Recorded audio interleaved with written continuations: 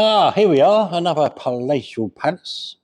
We're with the man that was actually the second person with the biggest hits from last year on our podcast, Dale Leeks.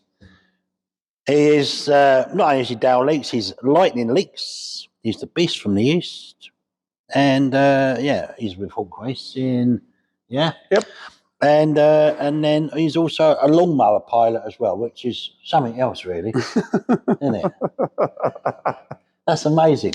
You know, you can. It's got a camera on it as well. That's quite something. Oh yeah, the most impressive thing that we've got all these funny cars and everything here, but my most favourite toy is my robotic lawnmower.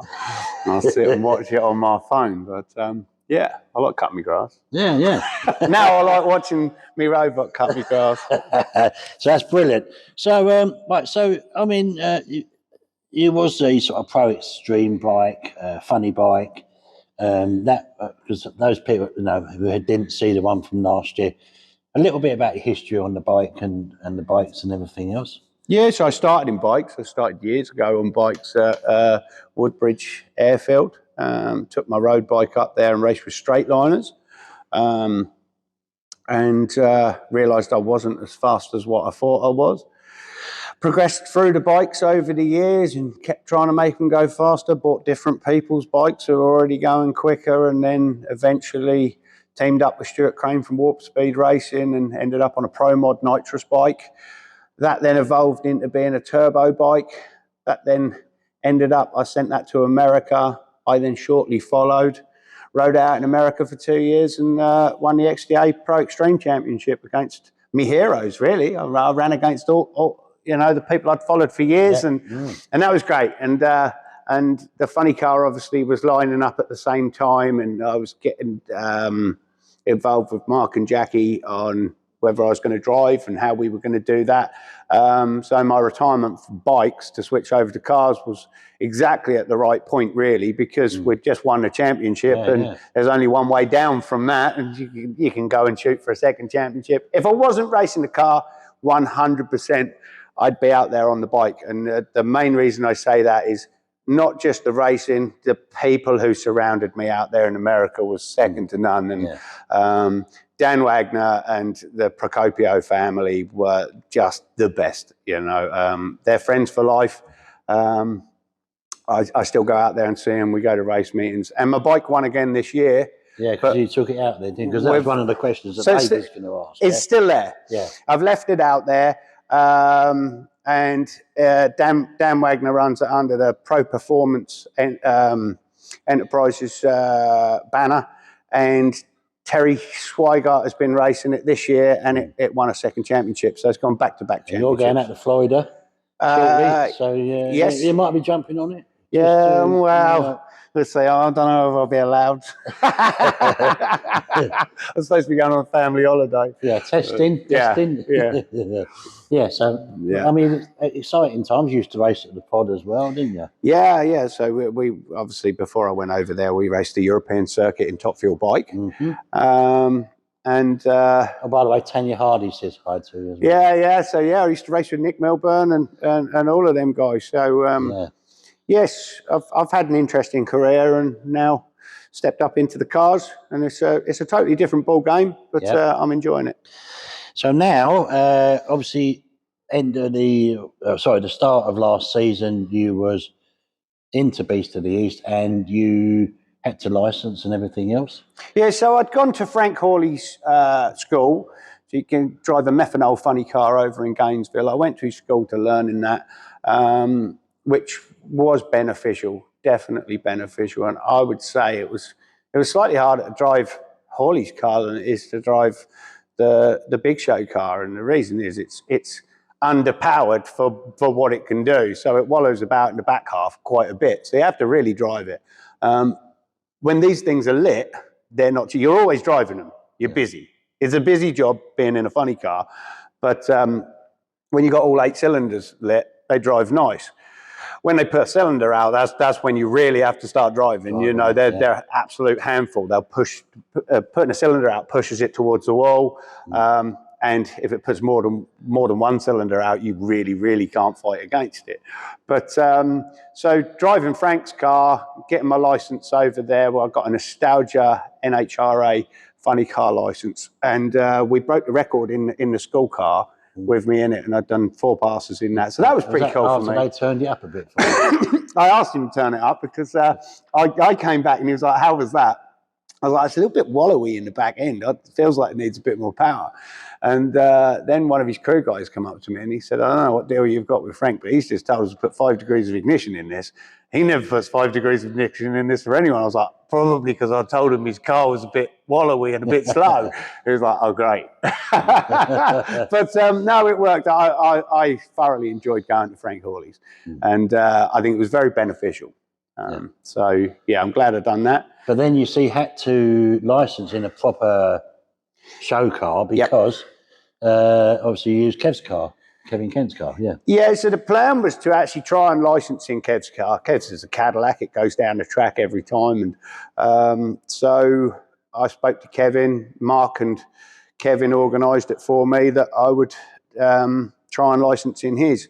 We went to one of the last meetings of the year, I think it was the national finals, and we got out in the car, went 300 foot. They told me to go 300 foot. We went 300 foot. Everybody was happy. I was happy with the car. It was nice. And then the heavens opened, and that put that put a stop to it. And unfortunately, thereafter, the weather came in, and it weren't good enough for us to then do it that year.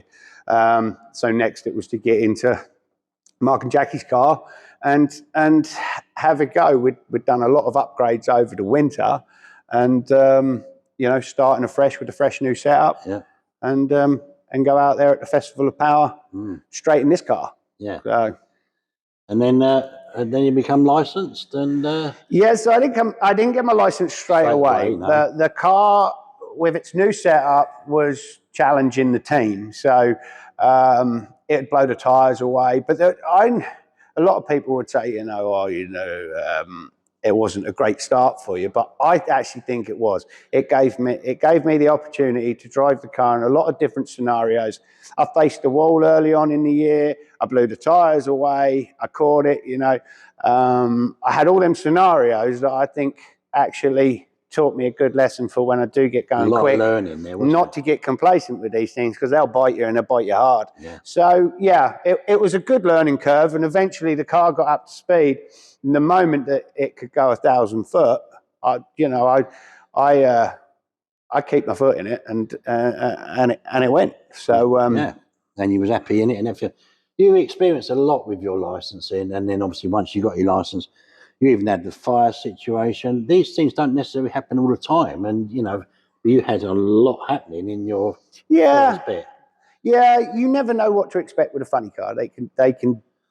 You've got to have your wits about you with them, and they can do anything at any point. They can just blow the tyres away and start facing the wall, or they can burst into flames. And each one of those scenarios I got to face this year, and it's all good experience. I was concerned about having a fire. I never, ever heard anybody say that they enjoyed the last fire they were in. And so I was always like, well, what's it going to be like? And it did shock me. The moment it burst into flames, I'd never really paid much attention to them. But if you look on the bulkhead of the car, there's 2 little Perspex discs here, and they are to show you the fire. And I'm just driving, because it's pretty dark inside there. I'm just driving along. I'd lifted my foot because we'd had a cylinder out, and I did the worst thing I could do ever. I put my foot back in it. Bang, I rodded the motor. Instantly, you could hear the fire. Then you could see it in these Perspex discs. They're perfectly round. It looked like a beetle facing me with its headlights on. Bang. And it just lit up. And the noise of the fire is ferocious. It's roaring. Now, Ollie's had taught me, do not pop my fire extinguishers early on. If you're going over 200 miles an hour, you're just going to blow that shit out the back. So and it's very difficult to go, I know I've got fire extinguishers here. It's getting seriously hot in here. I want to pull them. This is going to cool me down. But I shaved the speed off of it first, then popped them, popped my belts, got out the top, and was like, okay. It wasn't a huge fire, but it was a good one for me to learn with. They're like almost, well, not all the time, but sometimes they're milliseconds and it's done, and it's, Yeah. you know, a bit like with Bob's car, you know, when he was Terry had it, Yeah. that was milliseconds, wasn't it? Yeah, but that was a big, a big boomer. Yeah, that was very sad to see. But that's what these cars do when they go and wrong. obviously with Steve as well. And yeah. So the only difference between Bob's car not looking as spectacular as when the Gladiator blew up, pretty much the same explosion, is because Bob's car's got a tethered body. Yeah. So when it blows, it holds all the bits of shell in place. Now, there's a little bit of controversy over whether they're safer or not safer, and but either way, if he hadn't had the tethers on there, that'd have blown it sky high, exactly like the Gladiator did. Yeah. So yeah, but yeah, it's always sad to see that any team that suffers that kind of damage. But testament to them to come back as quick as they did and be at the next round is unbelievable. A lot of help there, but that's what joke racing is all about. Yeah. So you've had a really, really good year with it all. So tell us about your experiences that you've experienced with the car. You know, we had Lisa to ask you the question, and that was, what do you actually feel and think when you get in the car and you fire it up and you're ready to go? What do you actually think? I do a lot of my thinking before the run. I'm very anal of going over my controls and where they are, and you know, I'm doing a run in the staging lanes, and I'm on the brake, I'm on the clutch, and I'm just, you know, making sure that I'm familiar and up to speed with everything. But when we pull round and the prop's in front of the car and I'm looking down the track, I just usually look down there and think how lucky I am to be driving the top fuel car. That's all I do, and I'm sitting there smiling. Yeah. And then the boys are all sitting on the front of the car. I'm quite relaxed to sit in there. Then the starter goes on it and they fire it up. And the question is like, what do I then think after that? Nothing. I don't think anything until the run's over. I just kind of do it. And I think that must be the same for all funny car drivers or anybody in that kind of speed car. You can't think it because you can't think quick enough. So you just got to kind of do it. It becomes a little bit instinctive. I'm quite blank-minded in there, really. Just go through the motions. Yeah. I'm quite calm. Yeah. I'm reasonably calm. You've got to be calm for what you do, jumping off the buildings and all of those things. If you were getting excited at the beginning of them, it's probably not the right thing for you to be involved in. No. You know, yeah. you've got to stay calm, and I'll keep my heart rate quite low. And I suppose, like we said, the adrenaline rush that you must get. I'm waiting for it to make a move on me. That's where I'm going to get my adrenaline rush. So if it catches me unaware and it's like, whoa, here it goes, that's probably when I get pumping and go, yes, let's have a fight with this and let's have a tussle. That's why I chose to drive funny cars. Yeah. I wanted to be in a funny car because they're sketchy, they're unpredictable, and that's exactly what I want from a ride going down the track. You know? I mean, you've got. I mean, obviously, when we introduced you before you started, you know, you was the second one this time last year. It's amazing, you know. Yeah. And then we're back again, and so much more excitement for you. Yeah. So, what has been your memory from 2025? You've done a lot, so. Running against other cars. So obviously getting my license, running my first four was a 465 or 463, I think it was, something like that. Yeah. That was pretty cool. The car actually quit on me before the 1,000 foot, so it'd blown the pan pressure before the 1,000 foot. So I was a little bit pissed at that. Whenever the car quits on me before I lift my foot, I'm annoyed because I'm happy. We're going down there and we're all good. But that's just one of the things about running these cars. Yeah, they've got a lot of safety systems on them. If it makes pan pressure or anything like that, it's quitting before it goes boom. Yeah. So, so even the 460 licensing pass, it took a bit away from me.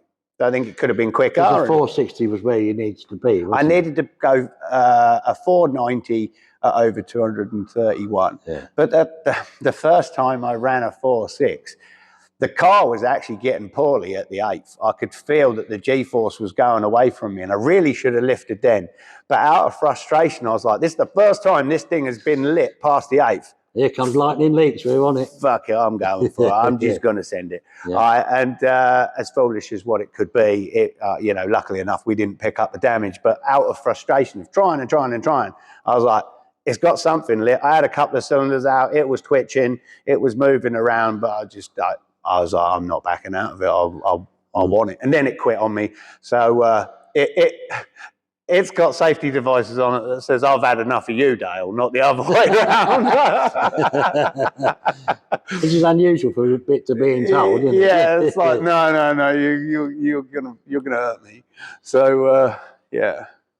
So obviously, you obviously had Spuffer. He was a teacher, really. Oh, in a lot of respect, wasn't it? It's been amazing to have him with me. So I first got involved with Spuff when I was driving Kevin's car, and he took me to the side, and Mark had said to me, like, anything this man says to you, you just listen. You know, no one's driven more funny cars down this track than this man right here. And he was great with me from day one, and I took everything on board that he had to say.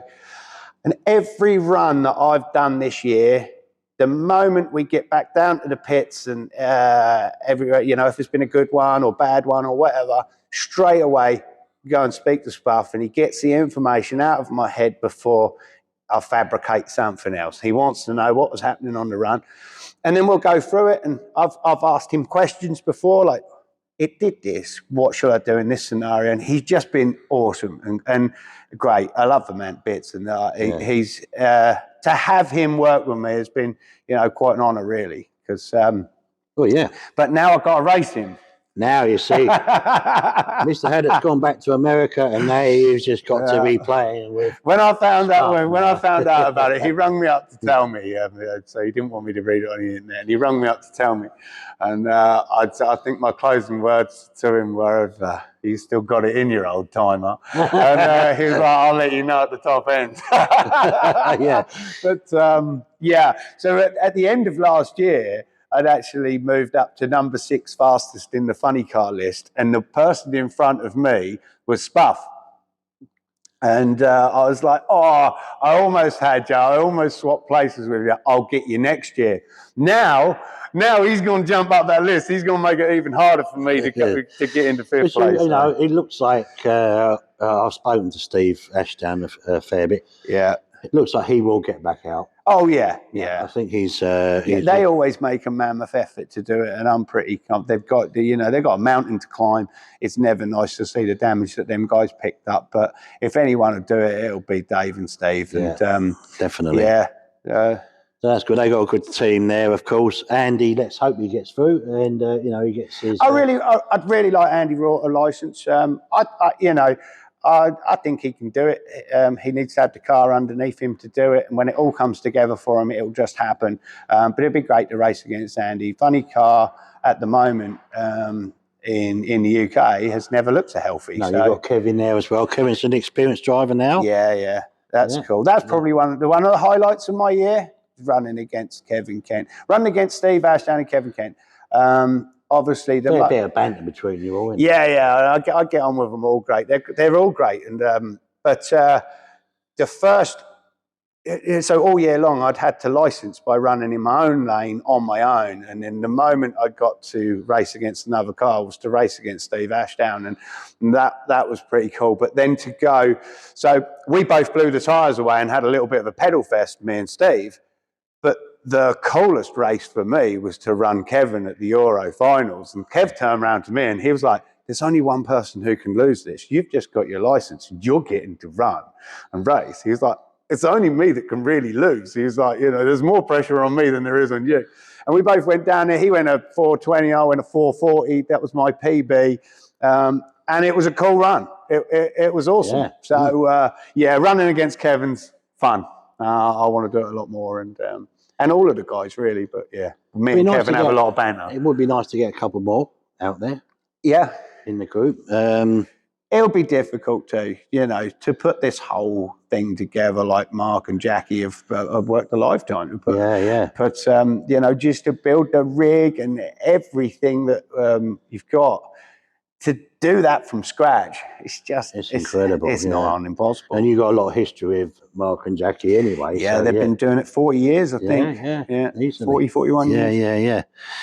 So, so obviously you've had an exciting time. More excitement coming up next year.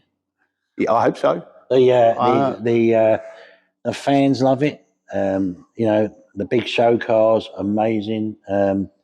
You can't knock what you guys are doing. Everyone, apart from when the jet cars go out, you guys are just, everyone likes Top Fuel. Of course they do. Yeah. The pro mods are a completely different ball game now as well. Yeah, and they're getting quicker and quicker. They've got an awesome size field and everything, but there's nothing cooler than a funny car. Absolutely, you've got to tell them that. I was just so pleased for you, and obviously we try and chat to you in the pits and so on. Yeah. But you guys are just, I've always been, ever since I started doing this, the radio stuff and that back in the 80s, it was always the funny cars and those guys, obviously the fuel cars as well. And then the likes of Jeff Hauser and his Sierra and all them days, they were good days as well. Yeah. A lot of experience, but the funny cars have always been my cup of tea, if you like. Yeah. Harlan and all those guys. You know. I love them. They're a driver's car. The whole reason I chose to drive funny car is just Frank Hoy said to me, he said, if there was one car that should never have been invented, it's disgusting, it's dirty, it's horrible, it drives like a pig, it's always trying to kill you. It's just the worst design car ever is a funny car. And he said, and that's why we love them. And that was from Frank Hawley. And he's right. They are. They're awful things, but they're awfully great. Great fun as well. So, I'm looking forward to your season with all you guys. Yeah. We'll catch up with you mid-season or something like that. Obviously, we'll see you at the track as well. Yeah. But Dale, you're just an incredible guy. You've got so much, the thrill of what you put into it. The experience of drag racing with the bikes and everything else, it's just awesome. I just like having fun. And you just love that little bit extra. You want to jump off cliffs, you want to do this. I just want to have fun. Yeah. That's every single thing that I do is all about having a bit of fun and getting my heart pumping, I guess. And I don't know what I'll do next. Well, I'll carry on doing this for a while, but yeah. That's the plan. Don't win the lottery, okay? Yeah, no, that'll kill me. Yeah. Stone dead in a week. But it's been amazing. Thank you very much for bringing us here and showing us everything you've got. And I wish you all the best for the 2026 season. Yeah. And we look forward to catching up with you again. Absolute splendid.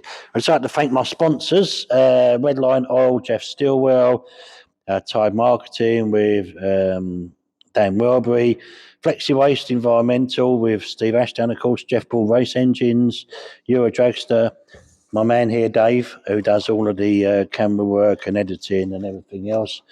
Thank you very much to that. And Tony Betts as well, who's been a great support to me as well. So Venom Racing, thanks very much to you all. And to all the people that have taken part in what we've done in the last year. It's been awesome. Yeah. So thanks to everyone. It wouldn't be me if I didn't light a cigarette at the end of it, would it? Well, no. He's just got out the hatch, so he's all right. I'm not going to tell you the secret about how this happens. All right, we're not going to tell you. Okay? That's a personal secret between us, right? Surprises took you this time. So, Dale, thank you very much. Well, I tried to remain professional right at the end, and I was like, I need a cigarette. Thank you very much, Dale. Brilliant, mate. Yeah, so super. Thank you. Cheers. You're a top man. Thank you. Right.